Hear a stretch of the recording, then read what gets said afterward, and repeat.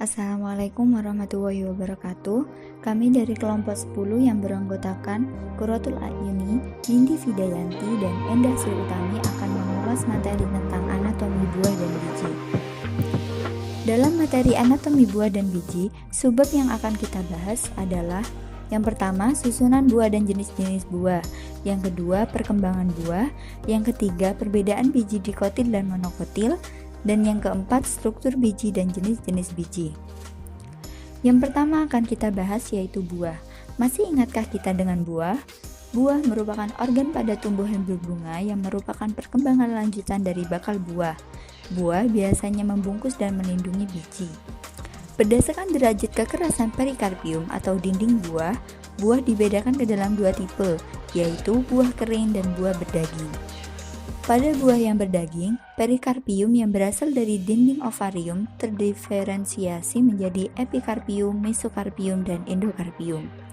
Endokarpium biasanya keras dan mengandung sel baru. Pada buah kering, perikarpium sering mempunyai jaringan sklerenkiniatis. Penggolongan buah yang lain didasarkan pada tingkat kemampuan buah untuk membuka atau merekah pada waktu masak ataupun pada waktu tidak masak. Kita masuk pada subbab yang pertama, yaitu susunan anatomi buah. Susunan buah. Pada buah sejati tunggal yang berdaging atau carnosus, dinding buah atau perikarpium seringkali jelas dapat dibedakan menjadi 3 lapisan, yaitu yang pertama ada exokarpium, yang kedua mesokarpium, dan yang ketiga endokarpium. Kita mulai dari exokarpium. Exokarpium atau epikarpium biasanya disebut sebagai kulit luar. Exokarpium merupakan lapisan tipis tetapi seringkali kuat dan kaku seperti kulit dengan permukaan yang licin. Yang kedua yaitu mesokarpium atau sering disebut kulit tengah. Mesokarpium biasanya tebal berdaging atau berserabut, dan jika lapisan ini bisa dimakan, maka lapisan inilah yang dinamakan dengan daging buah atau sarkokarpium. Lapisan yang ketiga yaitu endokarpium, biasanya disebut juga dengan kulit dalam. Endokarpium merupakan bagian yang berbatasan dengan ruang yang mengandung biji, seringkali bertekstur keras dan cukup tebal. Di dalam susunan buah ada 2 tipe perikarpium, yaitu parenkimmatik pada buah berdaging dan sklerenkimmatik pada buah kering. Ini merupakan ilustrasi gambar dari epikarpium, mesokarpium, dan endokarpium. Dari gambar ini bisa dilihat bahwa epikarpium merupakan lapisan terluar dan di tengah ada mesokarpium merupakan lapisan yang paling tebal dan biasanya itu merupakan bagian yang bisa dimakan, dan yang di dalam merupakan lapisan endokarpium yang berbatasan langsung dengan biji. Kita masuk pada subbab yang kedua yaitu jenis-jenis buah. Pengelompokan buah secara garis besar dibedakan menjadi 2, yaitu buah berdaging dan buah kering.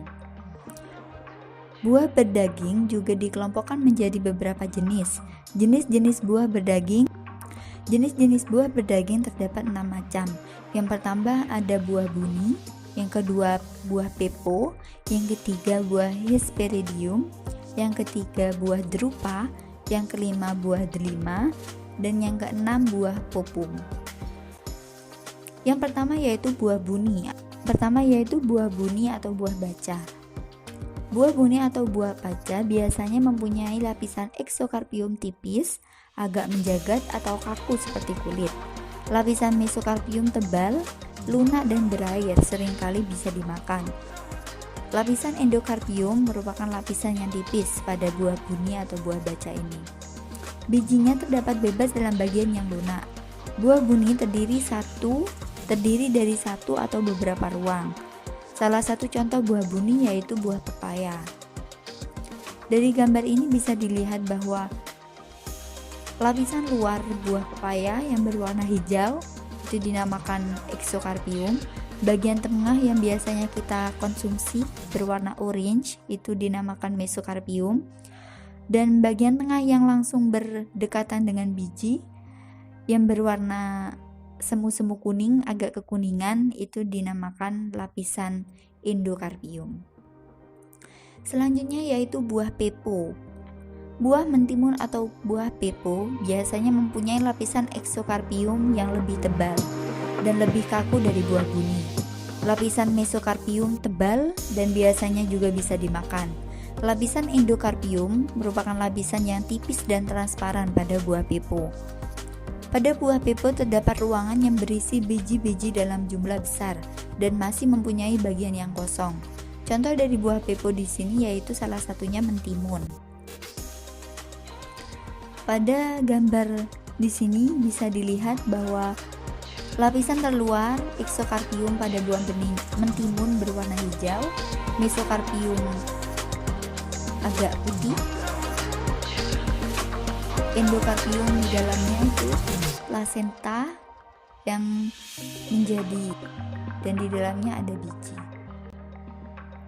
Buah yang selanjutnya yaitu buah jeruk atau Hesperidium. Buah jeruk atau Hesperidium mempunyai lapisan endokarpium yang disebut juga dengan flavedo. Lapisan ini kaku dan menjagat, mengandung banyak minyak dan mula-mula berwarna hijau, tetapi ketika masak akan berubah menjadi kuning atau jingga. Pada buah jeruk, mesokarpium disebut juga dengan albedo. Lapisan ini seperti spons, terdiri dari jaringan bunga karang yang biasanya berwarna putih. Pada buah jeruk, lapisan endokarpium bersekat-sekat dan membentuk beberapa ruangan. Dalam ruangan ini terdapat gelembung-gelembung berair dan bijinya terdapat bebas. Ini contohnya dan ini ilustrasi gambarnya. Di sini ada flavedo, ada albedo, ada sekat-sekat dari endokarpium dan sebagainya. Buah yang selanjutnya yaitu buah batu atau drupa. Pada buah batu, lapisan eksokarpium merupakan lapisan yang tipis menjagat, licin dan mengkilap. Lapisan mesokarpium tebal, berdaging dan berserabut. Pada buah batu, lapisan endokarpium lapisannya cukup tebal, keras dan berkayu. Lapisan ini amat kuat dan kadang-kadang keras seperti batu. Contoh dari buah batu atau drupa ini ada buah kelapa di sini dan ada buah mangga. Selanjutnya adalah buah delima. Buah delima mempunyai kulit buah yang merupakan lapisan luar kaku seperti kulit atau hampir mengayu. Lapisan dalamnya tipis dan licin. Buah ini mempunyai beberapa ruang dan mempunyai salut biji atau arilus. Contohnya buah delima sendiri. Buah yang selanjutnya yaitu buah apel atau buah popum. Pada buah apel atau buah popum ini lapisan eksokarpium biasanya tipis menjagat, licin dan mengkilap. Lapisan mesokarpium tebal, lunak, berair dan biasanya bisa dimakan. Sedangkan lapisan endokarpium tipis tetapi cukup kuat dan seperti kulit. Buah ini mempunyai beberapa ruangan di tengah dan setiap ruangan mengandung satu biji. Contohnya buah apel sendiri. Ini di sini ada endokarpium, ada eksokarpium, ada mesokarpium yang biasanya kita makan, dan ada biji dan beberapa bagian yang lain. Selanjutnya kita berpindah pada jenis-jenis buah kering. Secara garis besar, buah kering juga dibedakan menjadi dua golongan, yaitu buah sejati tunggal kering hanya mengandung satu biji dan buah sejati tunggal kering yang mengandung banyak biji. Buah sejati tunggal kering yang hanya mengandung satu biji, jika masak, buah ini tidak pecah. Buah ini juga masih dikelompokkan dalam 4 golongan, yaitu Caryopsis, yang kedua buah kurung, yang ketiga buah keras, dan yang keempat buah bersayap. Yang kedua, pada buah sejati tunggal kering yang mengandung banyak biji, jika masak buah ini dapat pecah menjadi beberapa bagian buah. Buah ini dikelompokkan menjadi 3 golongan, yaitu buah berbelah, buah kendaga, dan buah kotak. Yang pertama, buah sejati tunggal kering hanya mengandung satu biji dan biasanya buah ini tidak pecah jika masak. Yang pertama yaitu Caryopsis atau buah padi. Buah ini berdinding tipis, mengandung satu biji, kulit buah berlekatan dengan kulit biji, dan terkadang kulit biji berlekatan dengan bijinya. Contohnya yaitu buah padi sendiri. Yang kedua yaitu buah kurung. Dalam buah kurung, dinding buah tipis. Kulit buah berdampingan dengan kulit biji, tetapi tidak berlekatan. Contohnya pada buah bunga matahari. Yang ketiga yaitu buah keras atau nuts. Pada nuts ini, kulit buah kaku, keras dan mengaju. Contohnya buah serangan. Yang keempat yaitu buah keras bersayap atau samara. Pada buah ini mirip dengan buah keras. Nuts mirip dengan buah nuts. Namun terdapat suatu alat tambahan berupa sayap pada kulit buah. Contohnya pada buah warga suku Dipterocarpaceae. Selanjutnya yaitu buah sejati tunggal kering yang mengandung banyak biji. Pada buah ini, yang pertama ada buah berbelah. Buah ini mempunyai 2 ruang atau lebih. Setiap ruang berisi 1 biji. Jika buah masak akan pecah menjadi beberapa bagian, tetapi biji tetap berada di dalam ruang. Buah berbelah ini masih dikelompokkan menjadi 4 bagian. Yang pertama, buah berbelah 2. Jika masak berbelah menjadi 2 bagian buah. Contohnya di sini ada buah pegagan. Ini contohnya gambarnya. Yang kedua yaitu buah berbelah 3. Jika masak berbelah menjadi 3 bagian buah. Ini contohnya ada Tapelomajus, Trapelomajus. Yang ketiga, buah berbelah 4. Buah berbelah 4 ini jika masak berbelah menjadi 4 bagian. Contohnya di sini ada buah selasih. Dan yang keempat adalah buah berbelah banyak. Jika masak pecah menjadi sejumlah atau banyaknya bagian-bagian buah. Selanjutnya yaitu buah sejati tunggal kering yang mengandung banyak biji kedua, yaitu buah kedaga. Pada buah ini mempunyai sifat seperti buah berbelah, namun tiap bagian pecah lagi sehingga biji lepas dari biliknya. Yang pertama ada buah berkedaga 2. Buah ini jika masak pecah menjadi 2 bagian buah, masing-masing pecah lagi dan mengeluarkan 1 biji. Ini ada gambar contohnya dan jenisnya. Selanjutnya ada buah berkedaga 3. Buah ini jika sudah masak pecah menjadi 3 bagian, masing-masing pecah dan mengeluarkan 1 biji seperti buah jarak. Yang ketiga ada buah berkedaga 5. Jika sudah masak, buah ini pecah menjadi 5 buah dan masing-masing mengeluarkan 1 biji. Contohnya adalah buah geranium. Dan yang keempat, buah berkedaga banyak. Jika masak, pecah menjadi beberapa buah, masing-masing dengan 1 biji yang dapat dikeluarkan. Yang selanjutnya ada buah sejati tunggal kering yang mengandung banyak biji. Yang ketiga, yaitu buah kotak. Buah kotak merupakan buah kering sejati tunggal yang mengandung banyak biji. Terdiri atas 1 atau beberapa daun buah, dan jika masak dia pecah tetapi kulit buah pecahnya melekat pada tangkai buah. Yang pertama ada buah bumbung. Buah ini tersusun atas helai daun buah, mempunyai 1 ruangan dengan banyak biji. Jika sudah masak, buah pecah menurut salah satu kampuhnya. Contohnya di sini ada buah biduri. Yang kedua yaitu buah polong. Buah ini tersusun dari 1 helai daun buah, mempunyai 1 ruangan atau lebih. Jika sudah masak, buah ini pecah menurut 2 kampuhnya. Di sini ada contohnya yaitu buah bunga merak. Yang ketiga yaitu buah lobak. Buah lobak ini tersusun atas 2 daun buah, mempunyai 1 ruangan dengan 2 tembuni.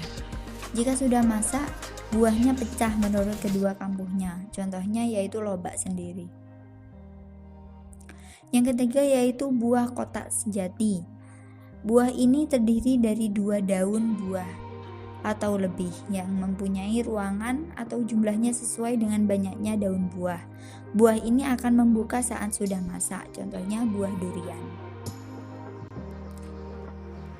Itu mungkin penjelasan dari subbab yang kedua, yaitu perkembangan buah, akan disampaikan oleh teman saya Nindi Vidayanti. Perbedaan bentuk dan asal-usul buah. Berdasarkan proses terbentuknya, buah dibedakan menjadi 3, yaitu yang pertama, buah tunggal. Buah tunggal merupakan buah yang terbentuk dari satu bunga dengan satu bakal buah, yang berisikan 1 biji atau bahkan lebih. Buah tunggal sendiri dibedakan lagi menjadi 2, yaitu buah tunggal kering dan buah tunggal berdaging. Buah tunggal kering contohnya yaitu kacang kapri atau Pisum sativum, dan buah tunggal berdaging contohnya anggur atau Vinis vinifera. Berdasarkan proses terbentuknya selanjutnya yang kedua yaitu buah ganda, yakni jika buah terbentuk dari satu bunga yang memiliki banyak bakal buah.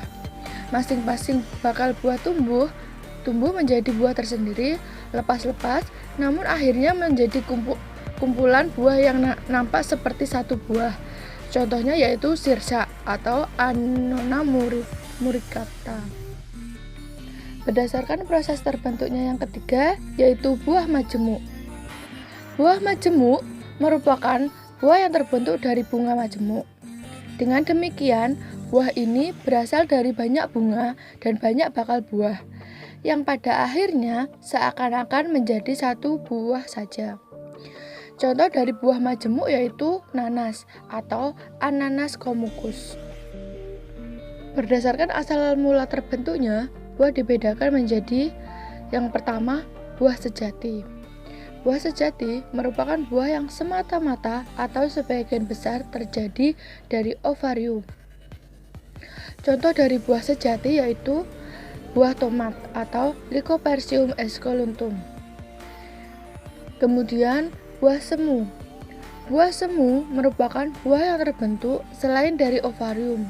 Biasanya terbentuk dari bagian-bagian bunga lain. Contoh buah semu yaitu jambu mete. Buah Parthenocarpi. Winker tahun 1908 mengatakan bahwa buah Parthenocarpi adalah pembentukan buah tanpa biji atau buah dengan biji yang hampa. Buah ini diartikan bahwa pembentukan buah tanpa pembekalan bakal buah.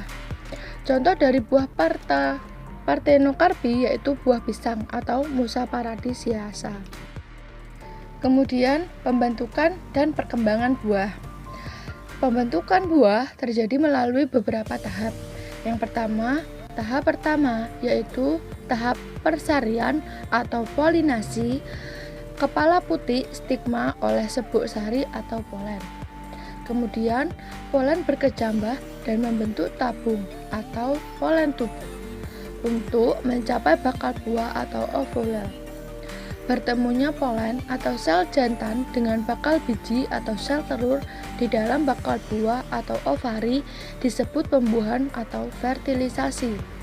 Kemudian tahap yang terakhir yaitu bakal buah akan membesar dan berkembang menjadi buah bersamaan dengan pembentukan biji, dihasilkan buah yang fertili atau buah yang berbiji. Fase perkembangan buah. Fase yang pertama yaitu perkembangan ovari, diikuti dengan antesis atau antar melepas polen yang telah matang. Fase 2, pembelahan sel cepat atau cell division.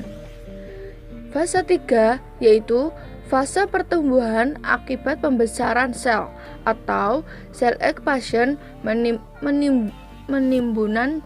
penimbunan cadangan makanan. Dan fase yang terakhir atau fase 4 yaitu pematangan atau ripening.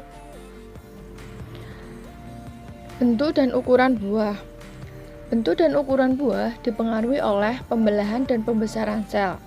yaitu atau jumlah sel dan arah pembelahannya, yang meliputi auksin, sitokinin, ABA atau asam absitat.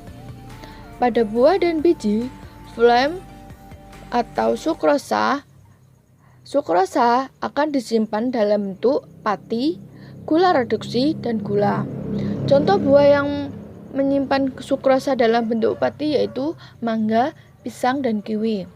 Dalam bentuk gula reduksi, buah stroberi dan tomat gondol. Dalam bentuk gula, contohnya yaitu tomat liar, melon, semangka, dan anggur. Subbab selanjutnya yaitu meliputi pengertian biji, perbedaan biji monokotil dan dikotil, bagian-bagian biji, serta struktur anatomi biji. Pengertian biji. Biji merupakan bagian tumbuhan yang terbentuk dari hasil pembuahan yang terletak di dalam buah.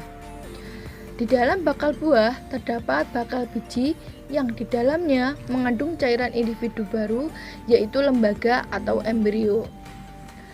Lembaga atau embrio akan terbentuk setelah terjadinya penyerbukan atau persarian yang diikuti oleh pembuahan.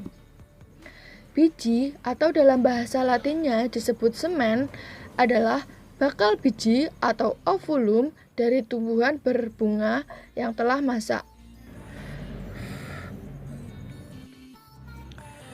Perbedaan biji monokotil dan dikotil. Perbedaan biji monokotil dan dikotil dapat kita lihat pada tabel berikut. Perbedaannya pada jumlah keping atau kotiledon. Kotiledon atau jumlah keping pada dikotil memiliki 2 atau lebih keping biji, sedangkan pada biji monokotil hanya memiliki 1 keping biji saja. Perbedaan yang kedua yaitu pada endosperma. Endosperma merupakan cadangan makanan yang dimiliki oleh biji, baik dikotil maupun monokotil. Pada dikotil dan monokotil awalnya sama-sama memiliki endosperma. Namun, ketika biji dikotil telah masak, endosperma tersebut biasanya telah hilang. Endosperma pada dikotil hilang karena semua cadangan makanan di dalamnya telah diserap semuanya hingga masuk ke kotiledon. Namun, pada monokotil, cadangan makanan tetap terdapat pada endosperma dan dikotiledon berperan sebagai penghubung antara embrio dengan cadangan makanan dalam endosperma. Perbedaan ketiga yaitu pada embrio. Embrio monokotil dilindungi 2 jaringan, yaitu sel ludang yang melindungi seluruh bagian embrio dan kulit biji. Sedangkan embrio dikotil hanya dilindungi kulit biji saja. Oleh karena itu, embrio monokotil akan sulit dilihat dari luar karena ditutupi beberapa selaput. Sedangkan embrio dikotil dapat dilihat dengan mudah setelah mengelupas kulit biji atau membuka bagian kotiledonnya. Biji-biji yang tidak mengandung endosperma atau hanya mengandung sedikit endospermnya disebut biji exogenous. Sedangkan biji yang mengandung banyak endosperma disebut biji albuminous. Kemudian subbab bagian-bagian biji serta struktur anatomi biji akan disampaikan oleh teman saya yaitu Endah Sri Utami. Selanjutnya yaitu bagian-bagian biji. 1. Kulit biji atau spermodermis, 2. Cadangan makanan, 3. Embrio, 4. Tali pusar atau funiculus, 5. Inti biji atau nukleus minis. Pertama yaitu kulit biji atau spermodermis. Kulit biji atau spermodermis berasal dari selaput bakal biji atau integumentum. Kulit biji pada tumbuhan biji tertutup atau angiospermae terdiri dari 2 lapisan, yaitu yang pertama ada lapisan kulit luar atau testa, merupakan pelindung utama bagian biji yang ada di dalam. Strukturnya tipis, kaku seperti kulit, dan keras seperti kayu atau batu. Warnanya bisa berbeda-beda, ada yang berwarna merah, biru, kehijau-hijauan, dan ada yang licin rata serta permukaannya keriput. Yang kedua yaitu lapisan kulit dalam atau tegmen. Strukturnya tipis seperti selaput, dinamakan juga dengan kulit ari. Pada pembentukan kulit biji, dapat pula bagian bakal bijinya ini lebih dalam daripada integumennya. Bakal biji tumbuhan biji telanjang umumnya mempunyai satu integumentum saja. Namun kulit biji pada tumbuhan biji telanjang atau Gymnospermae, contohnya pada biji melinjo, ini terdiri dari 3 lapisan, yaitu pertama kulit luar atau sarkotesta. Strukturnya tebal, berdaging, waktu masih muda berwarna hijau, kemudian berubah menjadi kuning, dan ketika matang akan berubah warna menjadi merah. Kedua kulit tengah atau sklerotesta. Lapisannya kuat, keras, berkayu, menyerupai kulit dalam atau endokarpium. Yang ketiga kulit dalam atau endotesta. Strukturnya tipis seperti selaput dan melekat erat pada inti biji. Adapun bagian-bagian yang sering menyertai permukaan biji, yang masing-masing biji tersebut memiliki bagian yang berbeda. Pertama, sayap atau ala, merupakan pelebaran dari kulit luar sehingga membentuk ala tambahan berupa sayap pada kulit luar biji. Sayap atau ala juga merupakan selaput tipis yang tumbuh di pinggiran biji. Sayap ini berfungsi untuk mempermudah menyebarkan biji lewat angin. Kedua yaitu bulu atau koma, merupakan penonjolan sel-sel kulit luar biji yang berupa rambut-rambut yang halus, yang berfungsi memudahkan penyebaran biji oleh angin. 3 yaitu salut biji atau arillus, merupakan pertumbuhan dari tari pusar. 4 yaitu salut biji semu atau arillodum, merupakan pertumbuhan di sekitar liang bakal biji atau mikropil. Yang kelima yaitu pusar biji atau hilus, merupakan bagian kulit luar biji bekas perlekatan dengan tali pusar. Biasanya, strukturnya kelihatan kasar dan mempunyai warna yang berlainan dengan bagian kulit lainnya. 6 yaitu liang biji atau mikropil, merupakan liang kecil bekas masuknya buluh serbuk sari ke dalam bakal biji pada peristiwa pembuahan. Tepi liang sering tumbuh badan berwarna keputih-putihan dan lunak yang disebut dengan karankula. 7 yaitu bekas-bekas pembuluh pengangkutan atau kalaza, merupakan tempat pertemuan integumen dengan nucellus. 8 yaitu tulang biji atau rape, merupakan tali pusar pada biji. Biasanya hanya kelihatan pada biji yang berasal dari bakal biji yang mengangguk atau anatropus. 2 yaitu cadangan makanan. Cadangan makanan merupakan kandungan yang ada di dalam biji, baik dalam jumlah sedikit ataupun banyak. Biji yang sedikit atau tidak ada cadangan makanannya disebut dengan biji eskalbumin. Cadangan makanan ini berfungsi sebagai jaringan penyimpan. Cadangan makanan bersel kecil, berwarna putih agak kelabu, berdinding tipis, mengandung butir aleuron dan tetes minyak, serta bahan cadangan yang disimpan di dalam selnya. Perkembangan cadangan makanan dimulai sebelum perkembangan embrio, berkembang dari pembelahan sel mitosis inti endosperm yang dihasilkan dari peleburan salah satu gamet jantan dengan 2 inti kutub atau dengan kutub sekunder. Pada biji, struktur yang dapat berfungsi sebagai jaringan penyimpan cadangan makanan yaitu kotiledon pada biji dikotil dan endosperm pada biji monokotil. Cadangan makanan mempunyai 2 tipe dinding sel, yaitu 1. Dinding tipis. Cadangan makanan disimpan di dalam selnya. 2. Dinding tebal. Cadangan makanannya disimpan di dindingnya. 3. Yaitu embrio. Embrio adalah suatu tanaman baru yang terjadi dari bersatunya gamet jantan dan betina pada suatu proses pertumbuhan. Embrio merupakan sporofit muda. Pada beberapa tanaman, embrio memiliki kloroplas dan berwarna hijau. Embrio dikelilingi oleh kotiledon dan endosperma yang merupakan persediaan makanan atau cadangan makanan. Calon tumbuhan baru yang akan tumbuh menjadi tumbuhan baru radikula atau akar lembaga pada biji dikotil akan berkembang menjadi akar tunggang, dan pada biji monokotil akan berkembang menjadi akar serabut. 4. Tali pusar. Tali pusar merupakan bagian yang menghubungkan biji dengan tembuni, atau merupakan tangkainya biji. Tembuni, atau bisa disebut sebagai plasenta, merupakan bagian bakal buah yang menjadi pendukung bakal biji atau menjadi tempat duduknya bakal-bakal biji. Jika biji masak, biji akan terlepas dari tali pusarnya atau tangkai biji. Yang kelima yaitu inti biji. Inti biji terdiri atas satu lembaga atau embrio, merupakan calon tumbuhan baru yang terdapat di dalam kulit biji, merupakan inti biji atau isi biji. Bagian lembaga terdiri atas akar lembaga atau radikula, daun lembaga atau kotiledon, dan batang lembaga atau cauliculus.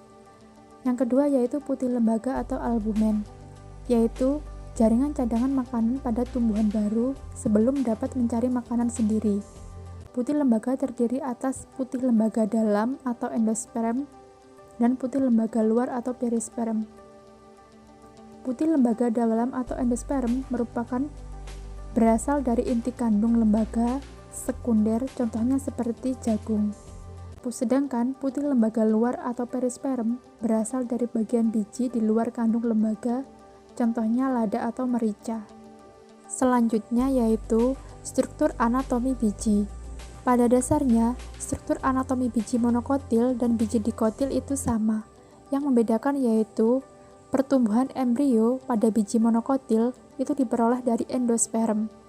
Sedangkan pertumbuhan embrio pada biji dikotil diperoleh dari kotiledon. Serta perbedaan lain yaitu terdapat pada bagian embrio.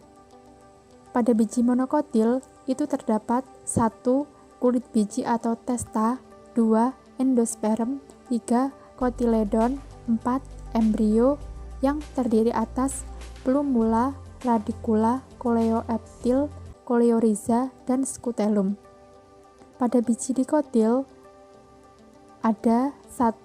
Kulit biji atau testa, 2. Kotiledon, 3. Embrio yang memiliki bagian yang terdiri atas plumula, radikula, epikotil, dan hipokotil. Kulit biji atau testa. Kulit biji atau testa merupakan hasil pembuahan salah satu atau kedua integumen. Kulit biji berasal dari integumen ovul yang mengalami modifikasi selama proses pembentukan biji berlangsung. Kulit biji ini berfungsi untuk melindungi biji dari kekeringan, kerusakan mekanis atau serangan cendawan, bakteri, dan insekta. Kulit luar biji keras dan kuat yang berfungsi sebagai lapisan pelindung terhadap suhu, berwarna kecoklatan, bagian dalamnya tipis dan berselaput. Satu lapisan luar tipis testa dibentuk dari integumen luar. Kulit biji beberapa tumbuhan tak tertembus air dan oksigen bila utuh, karena struktur sel-sel sklerenkimnya dan komposisi dinding selnya merupakan penghalang bagi perembesan air. Berikut adalah gambar struktur anatomi kulit biji. Selanjutnya yaitu endosperm. Endosperm merupakan hasil fusi antara satu inti jantan generatif dan dua inti polar untuk membentuk triploid nukleus endosperm. Endosperm merupakan bagian terbesar dari biji monokotil. Endosperm adalah jaringan yang mengelilingi embrio dan terdapat kotiledon yang mengandung cadangan makanan. Selama perkembangan biji, endosperm mengelilingi embrio sebagai satu jaringan yang relatif luas sampai biji cukup berkembang biak. Endosperm juga berfungsi sebagai tempat penyimpanan cadangan makanan yang berupa pati, protein, dan karbohidrat. Sel-selnya mengandung amilum, lemak, protein, dan butir-butir aleuron. Selanjutnya yaitu embrio. Embrio merupakan hasil pembuahan oosper atau ovum oleh satu inti jantan generatif dan merupakan calon tumbuhan baru. Embrio terdiri dari embryonic axis yang dikelilingi oleh satu atau lebih kotiledon. Embryonic axis disusun oleh hipokotil, di mana di sana menempel kotiledon, radikula, dan plumula. Bagian ini mudah dikenali dalam satu embrio pada biji dikotil, tetapi sulit diidentifikasi pada spesies biji monokotil.